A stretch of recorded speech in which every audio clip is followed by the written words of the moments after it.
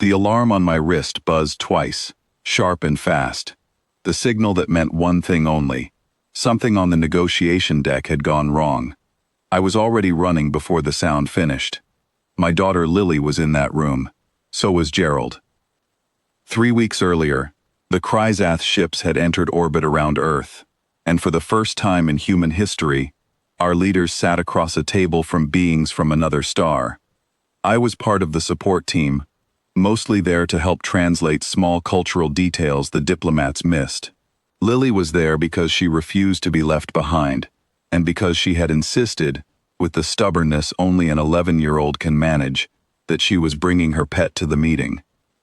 Gerald was a honey badger. Gray fur, short legs, a face that always looked like he was planning something. Lily had wanted one since she watched a documentary about them 2 years ago, and after months of asking, we adopted him from a wildlife sanctuary that specialized in rescued exotic animals. He was small, he was loud, he feared absolutely nothing, and that included vacuum cleaners, thunderstorms, and grown men twice his size. I reached the doors to the main hall and pushed through, my heart pounding. Inside, the air felt heavy, tense, like the moment before a storm breaks. At the center of the room stood High Ambassador Voss, the leader of the Kryzath delegation. He was tall, taller than any human, with a smooth gray shell covering most of his body and 4 dark eyes that missed nothing. Around him stood his guards, alert, watching every movement in the room, and on the long glass table in front of him sat Gerald, calm as anything, chewing on the edge of Lily's sleeve. The moment I walked in, the whole delegation turned to look at me.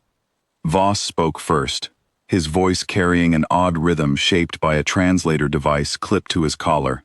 "Your daughter has brought an animal onto the table during a formal meeting," he said. "We were simply asking her to remove it." Lily's chin was lifted, her arms crossed. "He is a gift," she said.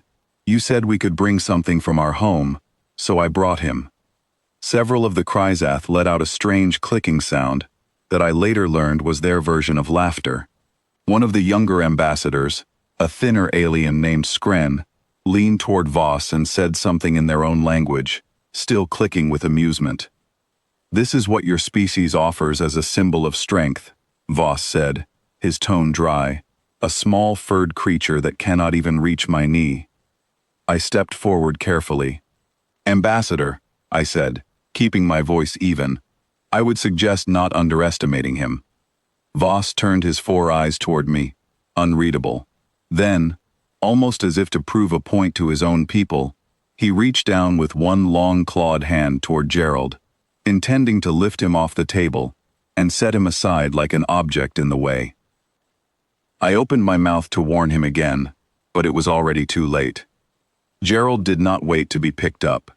The instant that clawed hand touched near him, he spun, faster than anything that size should be able to move, and locked his jaw around Voss's wrist. The ambassador let out a sharp, startled cry, his whole arm jerking back, but Gerald held on, twisting his loose skin the way honey badgers do, making it nearly impossible to shake him free. The guards surged forward, weapons rising, shouting words the translators struggled to keep up with. Lily screamed for them to stop, running toward the table. I grabbed her shoulder and pulled her back, my own pulse roaring in my ears, terrified of what would happen in the next few seconds. Voss raised his other arm, and for one horrible moment, I thought he might strike Gerald hard enough to really hurt him, but something made him hesitate. Maybe it was surprise. Maybe it was the sheer confusion of an 8-foot alien leader being outmatched by an animal smaller than his own leg. "Wait," Voss said suddenly, his voice tight, but firm enough that his guards froze in place. "Do not fire." Gerald finally released his grip on his own, hopping back onto the table with the unbothered attitude of someone finishing a light snack, then sat down and began cleaning his paw as if nothing unusual had happened at all. The room stayed silent for a long moment. Voss examined his wrist, where the skin had reddened but was not seriously harmed, thanks to the same instinct that had made him hold back his guards. He looked at Gerald, then he looked at me. That creature attacked me, he said slowly, though there was something different in his voice now. Not anger, something closer to disbelief. He defended himself, I said. You reached for him without warning. Where I come from, that is the surest way to get bitten, whether by an animal or a person protecting their space. Voss studied Gerald for a long time, his 4 eyes narrowing. This animal is not large, he finally said. It is not armored.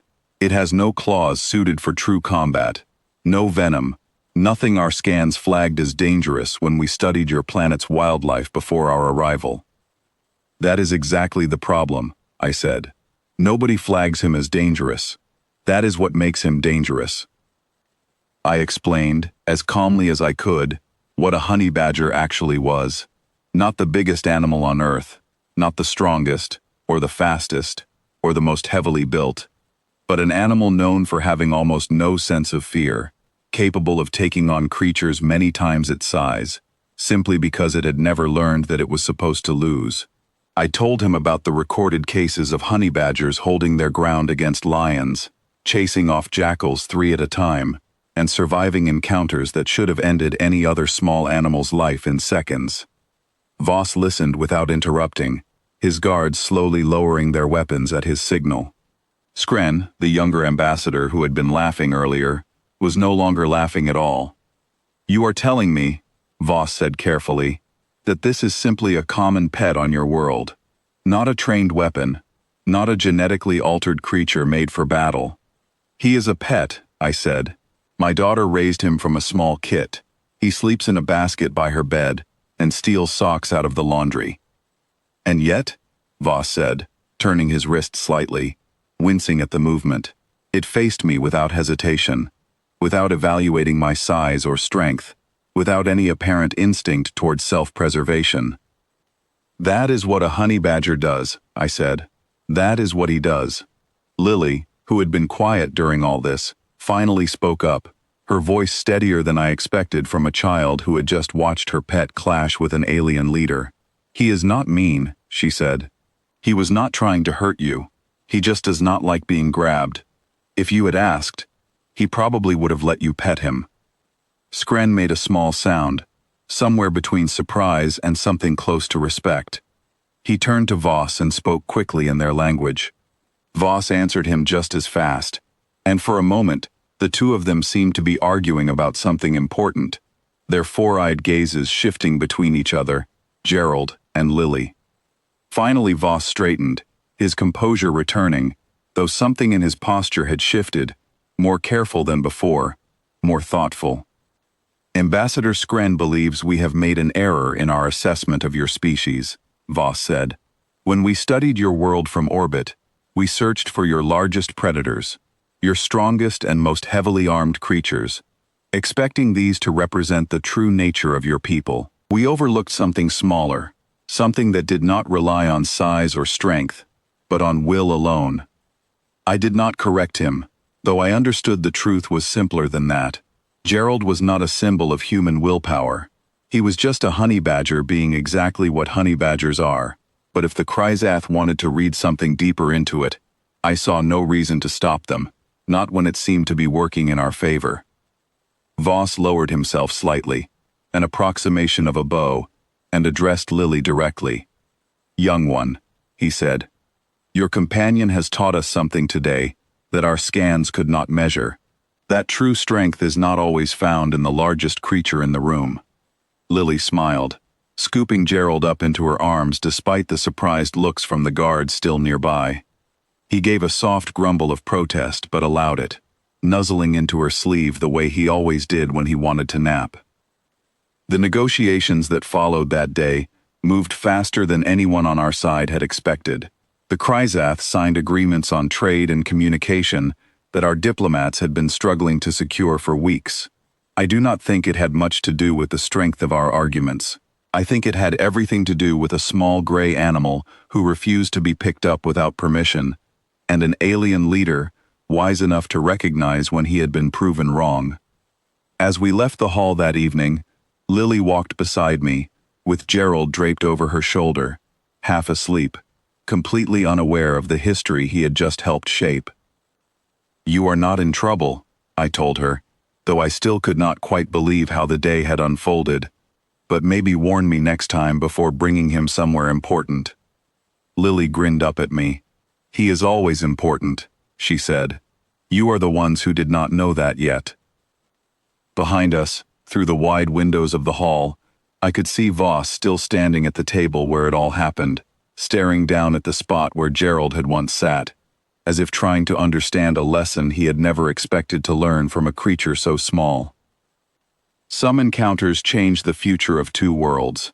Sometimes it takes a single fearless animal and one very determined little girl to make that happen.